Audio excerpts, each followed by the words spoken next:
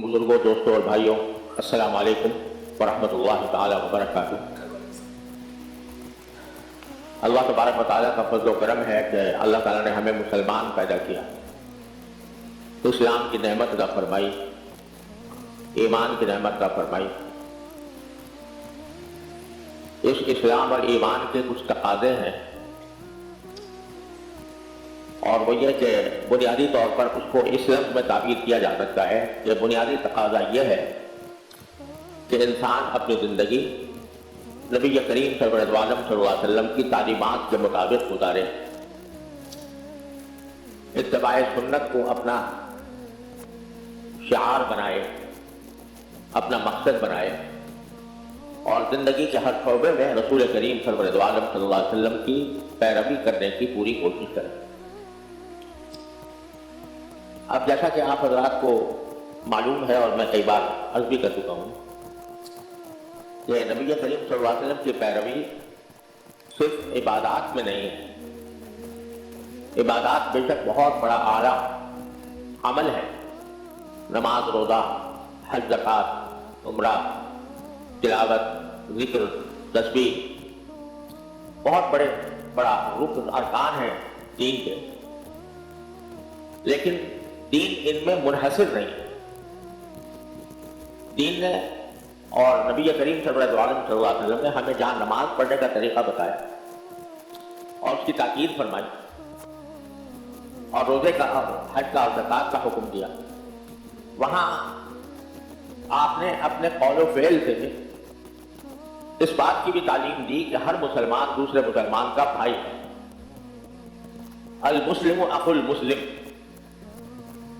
ہر مسلمان دوسرے مسلمان کا بھائی ہے، یعنی ہر انسان کو، ہر مسلمان کو یہ چاہیے کہ دوسرے کے ساتھ بھائی چارے کا معاملہ کرے، ہمدردی کا رویہ اپنائے، اور اس کی حتی الامکان اس کی کسی معاملے میں مدد کرنے کی ضرورت ہو تو مدد کرے، اس کی کوئی حاجت ہے تو اس حاجت کو پورا کرنے کے لیے جو اسباب ہو سکتے ہیں وہ اختیار کریں۔ اس کی تعلیم بھی رسول کریم صلی اللہ علیہ وسلم نے بڑی اہمیت کے ساتھ دی، اور یہ پورا باب ہے معاشرت کا، کہ ایک دوسرے کے ساتھ ہمیں کس طرح زندگی گزارنی چاہیے، دوسروں کے ساتھ ہمیں کیسا رویہ اپنانا چاہیے، اور اس کا اصل اصول جو رسول کریم صلی اللہ علیہ وسلم نے ارشاد فرمایا وہ یہ کہ احب لاخیک ما تحب لنفسک وکرہ لاخیک ما تکرہ لنفسک، کہ اپنے بھائی کے لیے بھی وہی بات پسند کرو جو تم اپنے لیے پسند کرو، اور اپنے بھائی کے لیے بھی اسی بات کو ناپسند کرو جس کو اپنے لیے ناپسند کرو۔ یعنی یہ بہت بڑا اصل اصول رسول کریم صلی اللہ علیہ وسلم نے بیان فرمایا کہ ہم لوگوں نے آپس میں زندگی گزارنے کے وقت دوہرے پیمانے قائم کرے، کہ میرے لیے تو میرے سارے حقوق ہیں، مجھے میرے سارے حقوق ملنے چاہیے، اور اس حقوق کی خاطر اگر کسی سے جھگڑا کرنا پڑے تو جھگڑا بھی کرنے کو تیار ہے، لیکن دوسرے کے کیا حقوق ہے میرے اوپر، اور اللہ تعالیٰ نے میرے ذمہ کیا فرائض عائد کیا ہے دوسروں کے سلسلے میں، اس کی طرف عام طور سے توجہ نہیں ہے۔ اپنے لیے کچھ اور پیمانہ ہے اور دوسروں کے لیے کچھ اور پیمانہ ہے۔ وہ ہمارے یہاں اردو میں لطیفہ مشہور ہے کہ ایک شخص دوسرے کے کہہ رہا تھا کہ جب ہم تمہارے گھر جائیں گے تو تم ہمیں کیا کھلاؤ گے، اور جب تم ہمارے گھر آؤ گے تو کیا تحفہ لے کر آؤ گے؟ مطلب کہ ساری ذمہ داری تمہارے اوپر ہے، ہم تمہارے گھر جائیں تو مہمانی تمہارے ذمہ ہے، اور تم ہمارے گھر آؤ تو تحفہ لانا میرے ذمہ ہے، تمہارے ذمہ ہے۔ وہ ساری ذمہ داری تمہارے اوپر عائد ہوتی ہے کہ میرے ساتھ اس نے سلوک کرو، میرے ذمہ کچھ نہیں ہے، میں جاؤں تو کیا تحفہ لے کے جاؤں اس کا تصور نہیں، تم میرے گھر آؤ تو میں کیا کھلاؤں اس کا تصور نہیں، بلکہ تمہارے اوپر ذمہ داری ہے کہ تم مجھے کھلاؤ تو میرے لیے تحفہ لے کے آؤ۔ تو یہ ایک ذہنیت ہے کہ آدمی اپنا بھلا سوچتا ہے، دوسرے کی طرف فکر نہیں ہوتی۔ رسول کریم صلی اللہ علیہ وسلم فرماتے ہیں جو اپنے لیے پسند کرتے ہو وہ دوسرے کے لیے پسند کرو۔ تم چاہتے ہو تمہاری عزت ہو دوسروں کی عزت کرو. تم چاہتے ہو کہ تمہیں اچھی آمدنی ہو تمہاری, دوسروں کے لیے بھی کوشش کرو اور فکر کرو کہ ان کی بھی اچھی آمدنی ہو. تم چاہتے ہو کہ تم خوشحال ہو تو دوسروں کے لیے بھی چاہو کہ وہ خوشحال ہو. تم چاہتے ہو کہ دوسرے مشکل وقت میں میری مدد کریں تو تم بھی مشکل وقت میں ان کی مدد کرو. اپنے آپ کو دوسرے کی جگہ کھڑا کر کے دیکھ لو کہ میں جو سلوک دوسرے کے ساتھ اس وقت کر رہا ہوں, اگر میں اس کی جگہ ہوتا اور میرے ساتھ ایک سلوک کر رہا ہوتا تو مجھ پر کیا گزرتا. لیکن یہ اہم اصول جو نبی کریم صلی اللہ علیہ وسلم نے بیان فرمایا, یہ ہم اپنی عملی زندگی میں فراموش کیے ہوئے ہیں, بھولے ہوئے. جب ہم کسی کے ساتھ معاملہ کرتے ہیں تو اس میں یہ خیال نہیں آتا کہ اگر وہ میرے ساتھ یہ معاملہ کرتا تو مجھ پر کیا گزرتا. مثال کے طور پر ہم مجلس میں بیٹھے اور کسی شخص کا ذکر آ گیا مسلمان بھائی کا, اس کی برائیاں بیان کرنی شروع ہو گئی, اس کا مذاق اڑانا شروع کر دیا گیا. آپ یہ نہیں سوچتا کہ اگر میرے ساتھ یہ معاملہ ہوتا کہ میرے کسی مجلس میں میری برائی کی جا رہی ہوتی, میرا مذاق اڑایا جا رہا ہوتا تو مجھ پہ کیا گزرتا. اور یہ غیبت کی بات نہیں بلکہ بس اوقات ایسا ہوتا ہے مجلس میں کسی کو شرمندہ کیا جاتا ہے, اس کو اس کی نقل اتار کر اس کا مذاق اڑا کر اسے شرمندہ کیا جاتا ہے. تو یہ نہیں سوچتا کہ اگر میرے ساتھ یہ معاملہ ہوتا کہ بھری مجلس میں میرا مذاق اڑایا جاتا, بھری مجلس میں میری برائیاں بیان کی جاتی اور تو مجھ پر کیا گزرتی. رسول کریم صلی اللہ علیہ وسلم ارشاد فرماتے ہیں کہ اپنے آپ کو دوسری کی جگہ کھڑا کر کے دیکھ لو کہ میں ہوتا اور میرے ساتھ یہ سلوک ہوتا تو میں پسند کرتا یا ناپسند کرتا. اگر اپنے لیے بھی پسند کر رہا ہو ٹھیک ہے, اس کے لیے پسند کرو, اپنے لیے ناپسند کر رہا ہے اس کے لیے بھی ناپسند کرو. یہ اصل اصول نبی کریم صلی اللہ علیہ وسلم نے ارشاد فرمایا. اور ساتھ میں یہ حدیث جو میں نے آپ کے سامنے پڑھی وہ یہ کہ اگر کوئی بندہ اپنے کسی بھائی کی مدد کر رہا ہے تو اس کی اتنی فضیلت بیان فرمائی کہ جتنی دیر وہ اپنے بھائی کی کوئی مدد کر رہا ہوتا ہے, اس کی کوئی حاجت پوری کر رہا ہوتا ہے, اتنے اس اللہ تبارک و تعالیٰ بھی خود اس کی اپنی حاجت پوری کرنے میں لگے. ایک شخص کو مثال کے طور پر بیماری ہے, پریشانی ہے, بیماری کی وجہ سے آپ اگر اس کے علاج کے لیے کچھ کوشش کر رہے ہیں کہ اس کا علاج ہو جائے, اس کی بیماری دور ہو جائے, تو جتنی دیر آپ اس کے علاج میں خرچ کریں گے اس کے ساتھ ہمدردی کرتے ہوئے, تو اللہ تبارک و تعالیٰ آپ کے ساتھ آپ کی اپنی حاجتوں میں, آپ کی اپنی مشکلات میں اللہ تبارک و تعالیٰ مدد کرے گا. من کان اللہ فی حاجتہ اور بعض فی عون اخیہ, کہ اگر کوئی شخص اپنے بھائی کی حاجت پوری کرنے میں لگا ہوا ہے تو اللہ تعالیٰ اس کی حاجتیں پوری کرنے میں لگ جائے. اور من نفذ عن مؤمن کربۃ, اگر تمہارے کسی بھائی مسلمان کو کوئی بے چینی کرے اور اس بے چینی کا تم کوئی مداوع کرنے کے لیے کوئی کوشش کرتے ہو, اس کی بے چینی دور کرنے کے لیے, کسی بھی قسم کی بے چینی, بیماری کی بے چینی ہو, بے روزگاری کی بے چینی ہو, فقر و فاقے کی بے چینی ہو, گھر میں جھگڑے کی بے چینی ہو, اس کو اگر تم دور کرنے کے لیے کوئی اقدام کرتے ہو, کوئی کوشش کرتے ہو, تو اللہ تعالیٰ تمہاری آخرت کی بے چینیوں میں سے کوئی بے چینی دور فرمائے. آخرت کی بے چینی کوئی معمولی بے چینی نہیں. جب حساب و کتاب ہو رہا ہے, میدان حشر قائم ہے, اعمال تولے جا رہے ہیں, جنت اور جہنم کے نظارے سامنے ہیں, یہ پتہ نہیں مجھے جنت میں بھیجا جائے گا یا جہنم میں بھیجا جائے گا, اور اعمال کی گنتی ہو رہی ہے کہ کس نے کتنا عمل کیا تھا, کتنا وزندار عمل کیا تھا, اس کو تولا جا رہا ہے. اس وقت پہ ہر انسان کو اپنی پڑی ہوگی, اور قرآن کریم میں آیا ہے کہ اس وقت میں نہ کوئی کسی کی فکر میں نہیں ہوگا, صرف ہر ایک کو اپنی پڑی ہوگی, نفسی نفسی کا عالم ہوگا. یوم یفر المرء من اخیہ وامہ وابیہ وصاحبتہ وبنیہ, اس دن آدمی بھاگے گا اپنے بھائی سے, ماں سے, باپ سے, بیوی سے, اولاد سے, کہ بھائی تم اپنا کام جانو, میں بالکل اپنی پڑی ہوئی ہے, کسی طرح مجھے جہنم سے نجات مل جائے. یہ جو بے چینی ہے, فرمایا کہ اگر تم نے کسی مسلمان کی بے چینی دور کی ہے, بلکہ مسلمان کے قید بھی نہیں, کسی بھی انسان کی بے چینی تم نے دور کی ہے اور دور کرنے کی کوشش کی ہے, اللہ تعالیٰ وہاں کی بے چینیوں میں سے کوئی نہ کوئی بے چینی تمہاری دور کرے. اتنی بڑی عظیم فضیلت ہے کسی دوسرے مسلمان کے ساتھ ہمدردی کرنے کی, اس کی بے چینی کو دور کرنے کی. ایسا ہونا چاہیے ہر مسلمان کو کہ اس میں ہر مسلمان کا درد دل میں ہو. خنجر چلے کسی پہ تڑپتے ہیں ہم امین, सारे जहां का दर्द हमारे जिगर में। एक मुसलमान का काम जो है कि जब अगर कोई दूसरे मुसलमान किसी बेचैनी में मुब्तला है तो अपनी हद तक कोशिश उसके लिए करे कि इसी तरह दूर हो। और अगर वो बेचैनी या वो परेशानी वो किसी एक फर्द के साथ मखसूस नहीं है, पूरी कौम पर आई हुई है, तो उस सूरत में उस कौम के साथ या उस गुरोह के साथ हमदर्दी और उसके साथ हद्दल इम्कान उसकी मदद करने का जज्बा हर मुसलमान के दिल में ऐसा होना चाहिए जैसे मुझ पर ये सब जब गुजर रही है। अब आप देखिए आज फलस्तीन में क्या हो रहा है। फलस्तीन में इस वक्त मुसलमानों का कत्लेआम हो रहा है।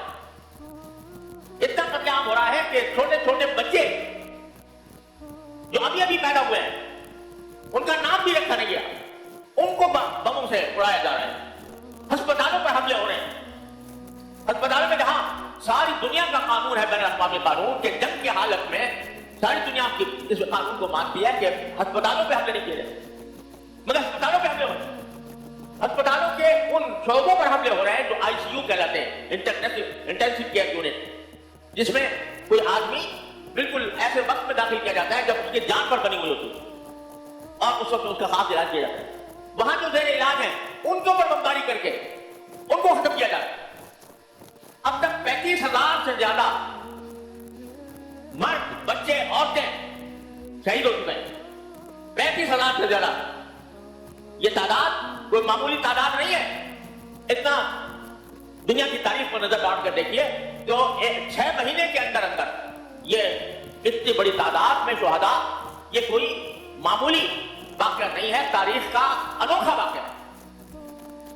और ताक ताक कर हमले किए जा रहे हैं और उन लोगों पर हमले किए जा रहे हैं जो उन बेचारों के लिए जो भूख का शिकार है, जिनके पास पानी नहीं है, जिनके पास बिजली नहीं है, जिनके पास दवा नहीं है, उनकी मदद के लिए अगर कोई काफिला जाता है उस काफिले पर हमला किया जा रहा है।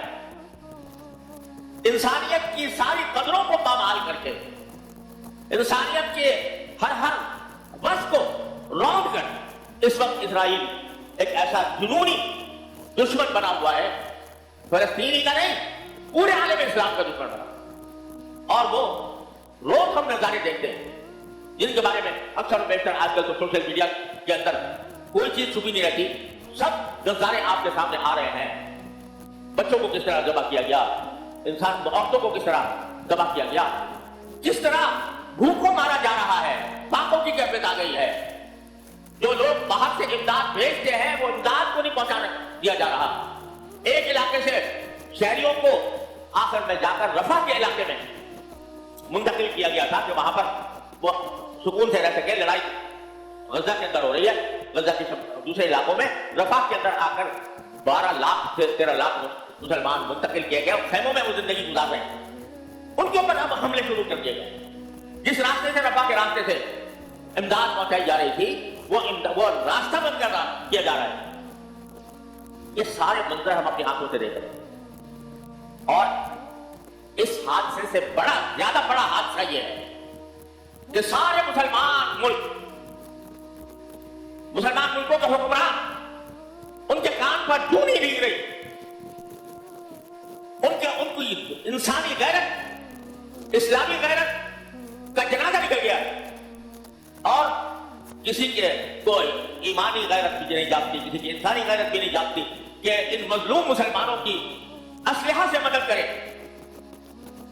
इसराइल को अमेरिका भारी असलहा मुसलसल फराहम कर रहा है और वही असलहा मुसलमानों पर इस्तेमाल हो रहे हैं और उनसे उनको तबाह किया जा रहा है, उनके खानदान उजाड़े जा रहे हैं।